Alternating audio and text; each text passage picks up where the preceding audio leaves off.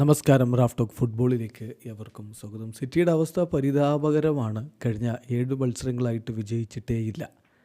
അങ്ങനെയൊക്കെ പറയുമ്പോഴും യഥാർത്ഥത്തിൽ അവരുടെ അവസ്ഥ എത്രത്തോളം ഭീകരമാണ് എന്നറിയണമെങ്കിൽ ആ പോയിൻ്റ് ടേബിളൊന്ന് വിശദമായിട്ട് പരിശോധിക്കണം.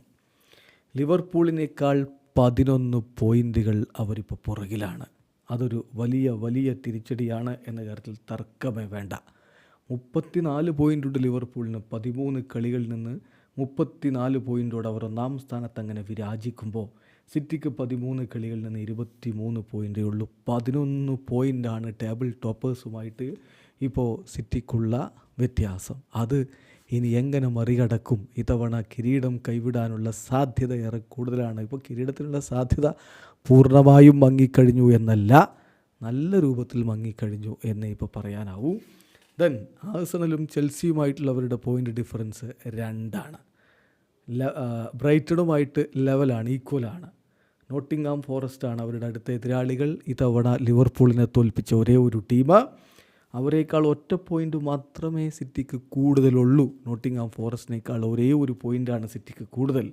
ടോട്ടൻഹാമും ബ്രെൻഫോർഡും വെച്ച് നോക്കുമ്പോൾ 3 പോയിൻ്റാണ് സിറ്റിക്ക് കൂടുതലുള്ളത്.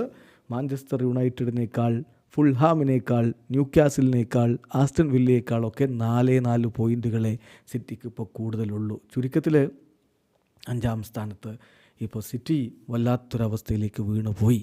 5ആയതാണോ ഇത്ര വലിയ പ്രശ്നമെന്ന് ചോദിച്ചാൽ സിറ്റിക്കത് 5ആയത് വലിയ പ്രശ്നമാണ്. പോസ്റ്റ് പെപ്പെറയിൽ മാത്രമാണ് അവർക്ക് ഇങ്ങനെ തപ്പിത്തടയേണ്ടി വന്നിട്ടുള്ളത്. പെപ്പിന് മുമ്പുള്ള സിറ്റി അങ്ങനെയൊക്കെയായിരുന്നു. പക്ഷേ പെപ്പ് വന്നതിന് ശേഷം അതല്ല സംഭവിച്ചത്. കിരീടങ്ങൾ ഓരോന്നായിട്ട് ഓരോ വർഷവും തുടർച്ചയായിട്ട് കൊണ്ടുപോകുന്ന സിറ്റി, ആ സിറ്റിക്കാണ് അതേ പെപ്പിൻ്റെ കീഴിൽ ഇപ്പോൾ ഈ അവസ്ഥ എന്നുള്ളത് ആരാധകർക്ക് വലിയ നിരാശയുണ്ടാക്കുന്നതാണ് എന്ന കാര്യത്തിൽ തർക്കമേ വേണ്ട. പക്ഷെ അപ്പോഴും ആരാധകർ ഹൃദയത്തിനുള്ളിൽ സൂക്ഷിക്കുന്ന ഒരു കാര്യമുണ്ട്. ഡിസംബർ ആയിട്ടേ ഉള്ളൂ. ഈ സീസൺ എവിടെയും എത്തിയിട്ടില്ലെന്നേ, ഡിസംബർ ആയിട്ടേ ഉള്ളൂ. ഇത് പെപ്പാണ്, ഇത് സിറ്റിയാണ്. തിരികെ വരും. പരിവർത്തനത്തിൻ്റെ പടപ്പാട്ട് ഓരോ താരത്തിൻ്റെയും ഹൃദയത്തിൽ പാടിക്കാൻ കഴിയും. പെപ്പ് ഗാർഡിയോളക്ക് തിരികെ വരും ടീമെന്ന പ്രതീക്ഷയിൽ ആരാധകർ കാത്തിരിപ്പാണ്.